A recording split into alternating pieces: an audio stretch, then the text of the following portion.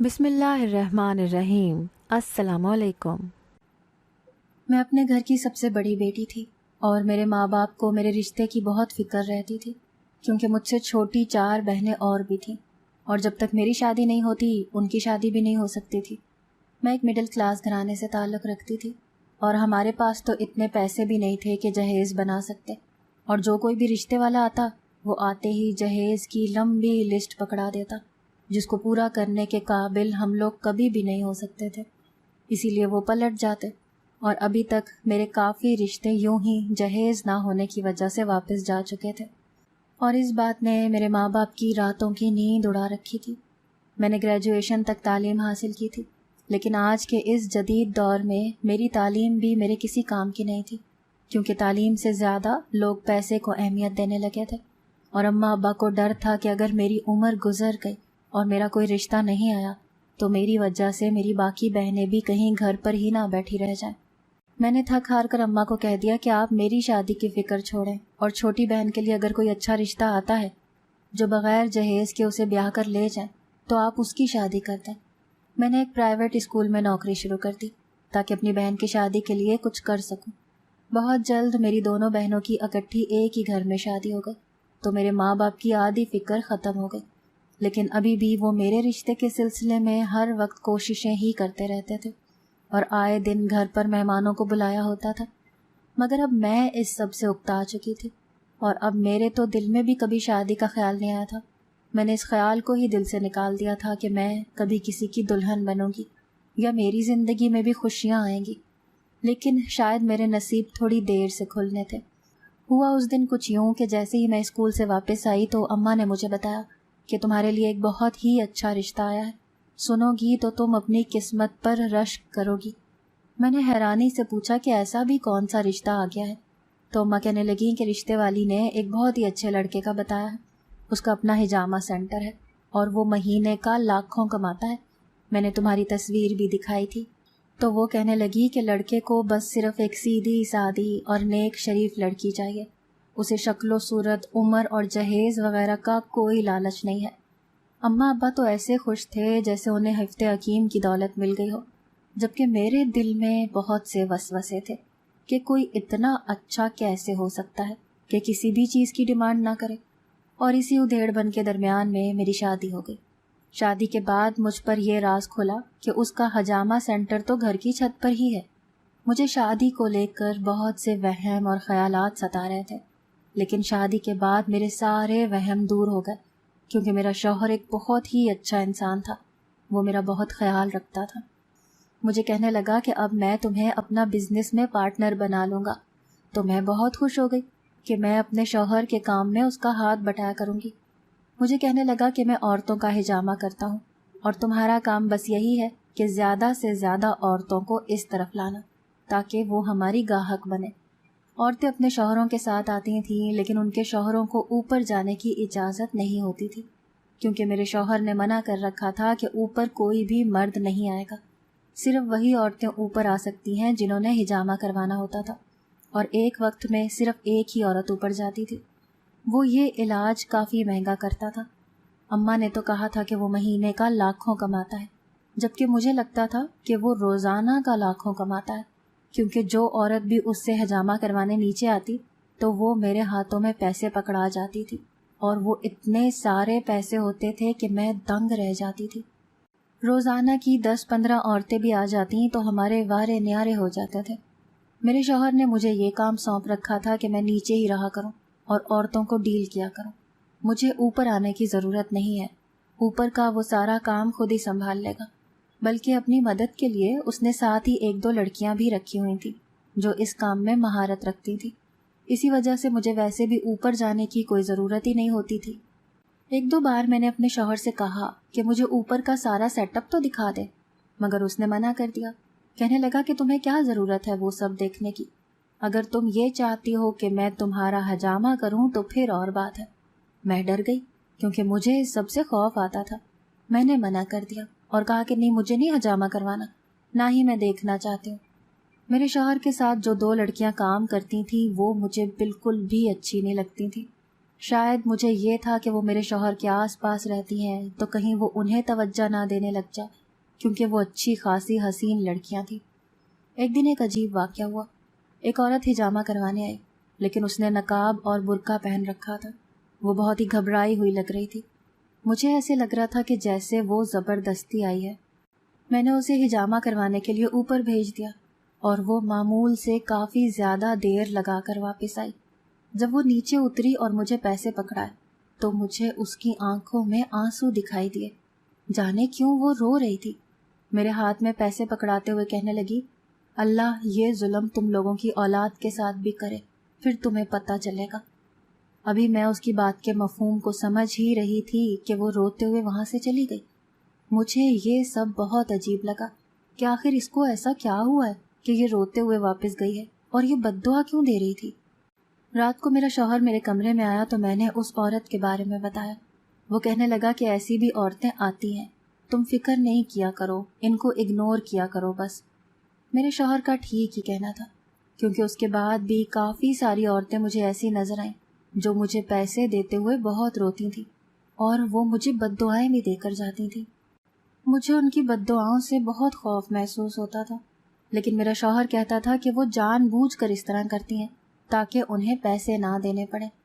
اگرچہ ہم لوگ روزانہ کے لاکھوں کماتے تھے، لیکن مجھے نہیں پتہ چلتا تھا کہ یہ پیسے جاتے کہاں پر تھے۔ میرا شوہر سارے پیسے یا تو بینک میں رکھ دیتا تھا یا کسی کے پاس رکھوا دیتا تھا۔ مجھے بس وہی پیسے ملتے تھے جو ہر مہینے مجھے میرا شوہر پاکٹ منی کے طور پر دیتا تھا۔ میری اماں کو پتہ چلا تو اماں مجھے کہنے لگی کہ تم تو بے وقوف ہو جو اپنے شوہر کی کمائی پر نظر نہیں رکھ رہی ہو۔ اگر شوہروں کی کمائی اپنے ہاتھ میں نہ رکھی جائے تو وہ باہر پیسہ اڑانا شروع کر دیتے ہیں۔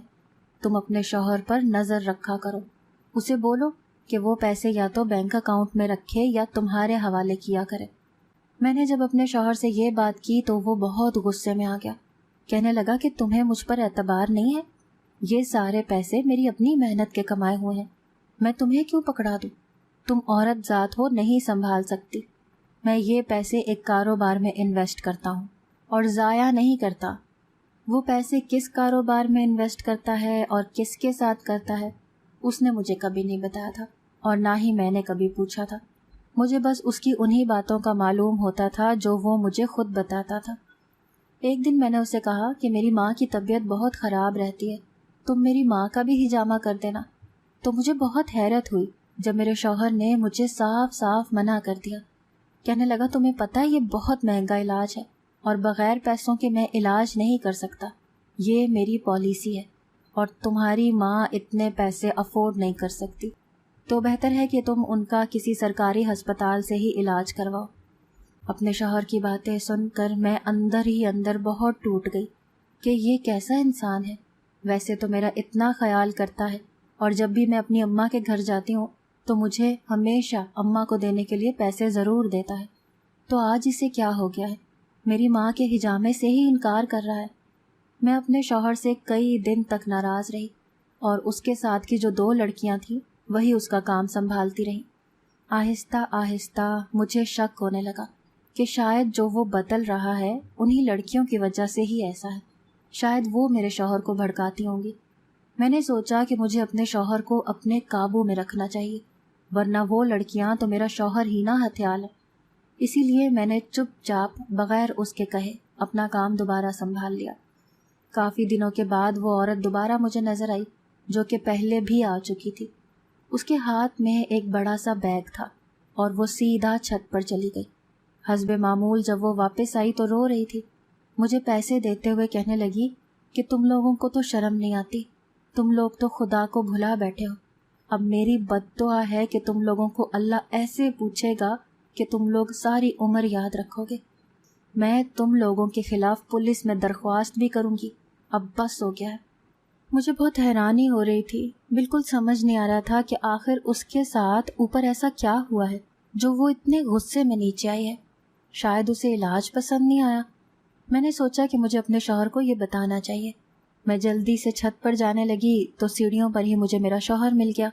مجھے دیکھ کر کہنے لگا کہ میں نے تمہیں منع بھی کیا ہے کہ تم چھت پر نہیں آ سکتی، تمہارا چھت پر آنا منع ہے، تو پھر تم اوپر کیا کرنے آ رہی ہو؟ میں نے اسے بتایا کہ میں تو تمہیں ہی خبر دینے آ رہی تھی کہ وہ عورت اس طرح بات کر کے گئی ہے۔ میرا شوہر کہنے لگا کہ تمہیں فکر کرنے کی کوئی ضرورت نہیں ہے، وہ کبھی بھی ہمارے خلاف پولیس کمپلین نہیں کر پائے گی۔ تم بس یہ دھیان رکھو کہ تم کبھی بھی اوپر مت آؤ، تمہارا کام نیچے ہے تو تم نیچے ہی رہو۔ مجھے حیرت ہوئی کہ وہ ایسے کیوں کہہ رہا ہے۔ اب تو کافی عرصہ ہو گیا ہے مجھے اس کے ساتھ کام کرتے ہوئے، اس کا کام سنبھالتے ہوئے، تو پھر اب وہ مجھے چھت پر کیوں نہیں آنے دیتا؟ مجھے اب اپنے شوہر پر تھوڑا تھوڑا شک ہونے لگا تھا کہ کہیں اس کا ان لڑکیوں کے ساتھ کوئی چکر تو نہیں چل رہا جو وہ مجھے چھت پر آنے سے روک دیتا ہے۔ میرا دل چاہتا تھا کہ میں ایک بار اوپر جا کر دیکھ ہی لوں کہ ادھر چل کیا رہا ہے، اسی لیے ایک دن میں چھپ کر چھت پر چلی گئی۔ چھت پر کافی سارے کمرے تھے، اس وقت سبھی کمروں کے دروازے بند تھے۔ ابھی میں کسی ایک کمرے کا دروازہ کھولنے ہی لگی تھی کہ سامنے سے ایک لڑکی نظر آتی دکھائی دی۔ وہ وہی خوبصورت لڑکی تھی جو میرے شوہر کے ساتھ ہجامہ کرواتی تھی۔ مجھے دیکھ کر وہ گھبرا گئی، مجھے کہنے لگی کہ آپ یہاں چھت پر کیوں آئی ہیں؟ اگر آپ کے شوہر نے آپ کو دیکھ لیا تو آپ کے ساتھ بہت برا سلوک کرے گا، آپ جلدی سے نیچے چلی جائیں۔ حیرت کی بات یہ تھی کہ مجھے تو اپنا شوہر کہیں نظر نہیں آ رہا تھا، اور تھوڑی دیر پہلے جو 2 سے 3 عورتیں ہجامہ کروانے کے لیے اوپر آئی تھیں وہ بھی کہیں نظر نہیں آ رہی تھیں۔ شاید وہ بند دروازوں کے پیچھے ہجامہ کر رہا تھا۔ میں ہرگز بھی نیچے جانا نہیں چاہتی تھی، مگر وہ لڑکی زبردستی میرا ہاتھ پکڑ کر مجھے نیچے لے آئی، کہنے لگی کہ تم اپنے شوہر کے ہاتھوں خود بھی مرو گی اور مجھے بھی مرواؤ گی۔ اس نے مجھے کہہ رکھا تھا کہ تمہیں کبھی بھی میں اوپر نہ آنے دوں۔ میں نے حیرانی اور الجھن سے پوچھا کہ ایسا کیوں کہا اس نے؟ مجھے بھی بتاؤ کہ آخر چھت پر ایسا کیا ہوتا ہے جو وہ کسی مرد کو یا مجھے اوپر آنے نہیں دیتا؟ وہ کہنے لگی کہ میں نہیں بتا سکتی، لیکن اگر تم جاننا چاہتی ہو تو تم کسی روز برقع پہن کر اوپر چلی آنا، پھر تمہیں سب پتہ چل جائے گا کہ وہاں پر کیا ہوتا ہے۔ اس کی بات سن کر میرا شک مزید مضبوط ہو گیا کہ کچھ نہ کچھ تو ضرور گڑبڑ ہے، کچھ تو ضرور ایسا ہے جو میرا شوہر مجھ سے چھپا رہا ہے۔ میں نے فیصلہ کر لیا تھا کہ میں اس راز کی تہہ تک پہنچ کر رہوں گی۔ اس سے اگلے ہی دن میں بازار سے جا کر برقع خرید لائی۔ میں نے اپنے شوہر کو ذرا بھی شک نہیں ہونے دیا کہ میں کس کام میں لگی ہوئی ہوں۔ اگلے دن جب میرا شوہر چھت پر اپنے کام کے سلسلے میں چلا گیا اور عورتوں کا آنا جانا شروع ہو گیا تو میں بھی برقع پہن کر اور اچھے طریقے سے نقاب اوڑھ کر اوپر چلی آئی۔ میں نے اس لڑکی کو جا کر کہا کہ میں برقع پہن کر اور اپنا چہرہ چھپا کر آئی ہوں، اب مجھے بتاؤ کہ مجھے کیا کرنا ہوگا۔ وہ کہنے لگی کہ اب تمہیں اپنے شوہر کی اصلیت کا معلوم کرنا ہے، تو وہ مجھے ایک کاغذ دے کر کہنے لگی کہ یہ تمہارا ٹوکن نمبر ہے، تھوڑی دیر کے بعد تمہاری باری آ جائے گی تو تم کمرے میں چلی جانا۔ میں نے تجسس سے پوچھا کہ کمرے میں جا کر کیا کرنا ہوگا، تو وہ بس یہی کہتی رہی کہ تم چپ رہو، جب تم کمرے میں جاؤ گی تو خود بخود سب سمجھ میں آ جائے گی۔ آدھے گھنٹے کے انتظار کے بعد مجھے کہنے لگی کہ چلو اب تمہاری باری آ گئی ہے۔ مجھے ایک کمرے کی طرف اشارہ کر کے وہ دوسری عورتوں سے پیسے وصول کرنے لگی۔ کیونکہ یہ کام میرا تھا لیکن آج میں خود اوپر آ گئی تھی تو میں نے اسے کہہ دیا تھا کہ تم پیسے لے لینا۔ ایک کمرے کا دروازہ کھول کر میں اندر آ گئی۔ وہاں پر پہلے اس دوسری لڑکی نے میرا ٹوکن نمبر چیک کیا، پھر مجھے ساتھ لے کر ایک اور کمرے میں آ گئی جہاں پر صرف میرا شوہر بیٹھا ہوا تھا۔ مجھے بہت ڈر لگ رہا تھا کہ کہیں میری اصلیت اس کے سامنے کھل نہ جائے یا میرے شوہر کو یہ نہ پتہ چل جائے کہ پردے کے پیچھے میں ہوں۔ میرا دل بری طرح سے لرز رہا تھا، لیکن میں اپنے آپ کو مضبوط کر کے اپنے شوہر کے سامنے بیٹھ گئی۔ کیونکہ اس نے مجھے کبھی نقاب میں نہیں دیکھا تھا اسی لیے وہ مجھے پہچان نہیں پایا۔ وہ مجھے کہنے لگا کہ تم یہاں پر لیٹ جاؤ اور اپنا برقع بھی اتار کر رکھ دو تاکہ تصویریں اچھے سے آئیں۔ میں تو چونک کر رہ گئی کہ وہ تو ہجامہ کرتا ہے تو پھر یہ تصویروں والا کیا چکر ہے؟ میں اپنی تصویریں نہیں بنوانے دے سکتی تھی، اگر میں نقاب اتارتی تو میرا چہرہ اس کے سامنے کھل جاتا، اسی لیے میں نے جلدی سے اسے ایک طرف دھکا دیا اور بھاگتی ہوئی باہر آ گئی۔ میں جلدی سے نیچے آئی اور آتے ہی برقع اتار کر اپنی جگہ پر بیٹھ گئی۔ 2 منٹ کے بعد ہی میرا شوہر بھی نیچے بھاگتا ہوا آیا۔ مجھے کہنے لگا کہ ایک عورت نیچے بھاگتی ہوئی آئی تھی، وہ کہاں پر گئی؟ میں نے کہا کہ وہ تو بھاگتے بھاگتے یہاں سے باہر چلی گئی۔ وہ مطمئن ہوتا ہوا اوپر چلا گیا۔ مجھے سمجھ نہیں آ رہی تھی کہ میرا شوہر اصل میں کرنا کیا چاہ رہا ہے۔ وہ عورتوں کی تصویریں کیوں بناتا ہے اور عورتیں اس کے پاس اپنی تصویریں بنوانے کیوں آتی ہیں، لیکن پھر وہ بدلے میں ڈھیر سارے پیسے کیوں دے کر جاتی ہے؟ میں جتنا سوچتی تھی اتنا ہی الجھتی جاتی تھی۔ اسی رات میں نے اپنے شوہر کو کال پر کسی سے بات کرتے سنا۔ وہ کہہ رہا تھا کہ تمہیں کل گھر آنے کی ضرورت نہیں ہے، میں خود تمہارے گھر پر آ جاؤں گا، تم مجھے ڈریس بھیج دینا، اور جتنے پیسے میں نے کہا ہے اتنے ہی پیسے ہونے چاہیے۔ پھر تھوڑی دیر کے بعد وہ کہنے لگا، ہاں تصویریں تو میں لے کر آؤں گا۔ میں نے فیصلہ کر لیا کہ مجھے اپنے شوہر کا پیچھا کر کے معلوم کرنا ہوگا کہ وہ کہاں پر جا رہا ہے۔ اگلے دن وہ گھر سے باہر جانے لگا تو تھوڑی دیر کے بعد میں بھی اس کے پیچھے پیچھے چلنے لگی۔ تھوڑی ہی دور چلنے کے بعد شاید میرے شوہر کو احساس ہو گیا تھا کہ کوئی اس کا پیچھا کر رہا ہے۔ وہ ایک دم پلٹا اور میں اس کے پیچھے ہی تھی۔ اس نے مجھے دیکھ لیا۔ وہ نہایت غضبناک ہو کر مجھ سے پوچھنے لگا کہ کیا تم میرا پیچھا کر رہی ہو؟ تو میں نے جلدی سے بات کو ٹالتے ہوئے کہا کہ نہیں، ایسی تو کوئی بات نہیں ہے، میں گھر واپس جا رہی تھی۔ میں جلدی سے گھر واپس بھاگ گئی۔ میرا شوہر وہاں سے چلا گیا۔ مجھے بہت افسوس ہو رہا تھا کہ تھوڑا سا محتاط ہو کر میں اس کا پیچھا کرتی تو شاید آج مجھے اس کا راز معلوم ہو جاتا۔ گھر آ کر میں سوچنے لگی کہ مجھے ایک بار پھر چھت پر جانا چاہیے، دیکھنا تو چاہیے کہ وہاں چھت پر سارا کیا انتظام وغیرہ کر رکھا ہے، کیا واقعی وہاں پر ہی جامع ہوتا ہے یا اس کے علاوہ بھی کوئی اور کام ہوتا ہے۔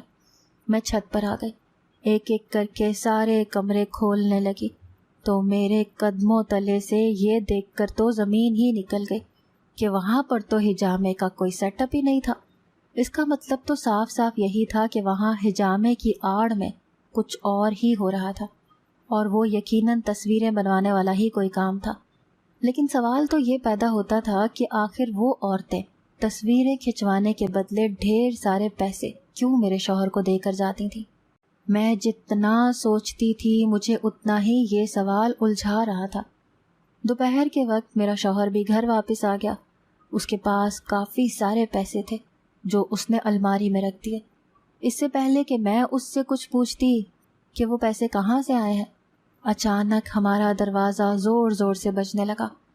دروازہ کھولا تو دروازے پر پولیس کو دیکھ کر ہم دونوں کے رنگ فک ہوئے تھے۔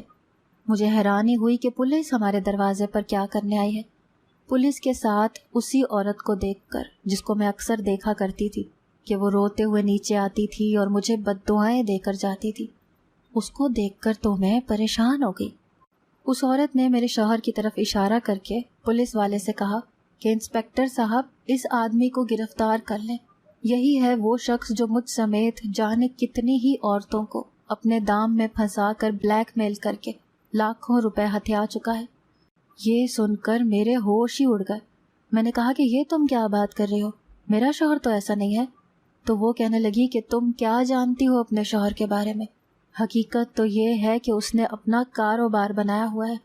پہلے یہ مجبور اور بے بس لڑکیوں کو موقع دیتا ہے کہ یہ ان کی تصویریں بنائے اور انہیں تھوڑے بہت پیسے دے دیتا ہے تاکہ ان کے گھر کا نظام چل جائے، اور پھر انہی تصویروں کی بنا پر لڑکیوں کو بلیک میل کرتا ہے اور ان سے پیسے منگواتا ہے۔ میں بھی اس کے دام میں یوں ہی پھنس گئی تھی کیونکہ مجھے پیسوں کی سخت ضرورت تھی۔ میں ایک دن کسی کے کہنے پر اس کے پاس آئی، کچھ فوٹو شوٹ کے لیے تصویریں بنائیں۔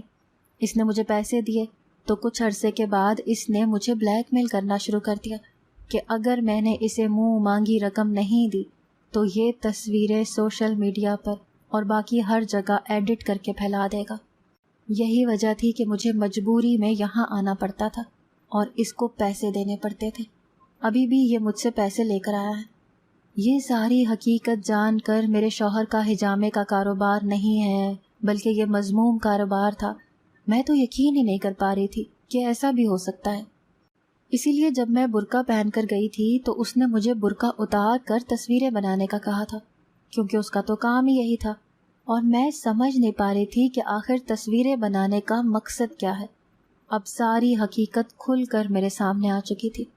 پولیس نے میرے شوہر کو گرفتار کر لیا کیونکہ صرف معاملہ ایک لڑکی کا نہیں تھا، جانے ابھی تک وہ کتنی ہی لڑکیوں کو یوں پیسوں کے لیے بلیک میل کر چکا تھا۔